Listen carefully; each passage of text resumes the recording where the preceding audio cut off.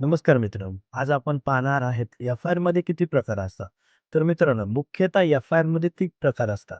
त्याच्यामध्ये एक कॉग्निझेबल एफ-आय-आर, एक असते नॉन कॉग्निझेबल एफ-आय-आर ज्याला आपण एन-सी म्हणतो आणि तिसरी असते झिरो एफ-आय-आर. तर अशा 3 एफ-आय-आर असतात. याच्यामध्ये कॉग्निझेबल एफ-आय-आर जे असते उदाहरणार्थ ज्याच्यामध्ये गंभीर गुन्हे होतात जसं की खून, बलात्कार अशी एफ-आय-आर. याच्यामध्ये कुठल्याही वॉरंटची गरज नसते. डायरेक्ट पोलीस अटक करू शकतात आणि दुसरी असते किरकोळ गुन्ह्यासाठी ज्याला आपण एन-सी म्हणतो आणि तिसरी असते झिरो एफ-आय-आर म्हणजे गुन्हा कुठेही घडला तरी सुद्धा कोणत्याही पोलीस स्टेशनमध्ये गुन्हा नोंद होऊ शकतो.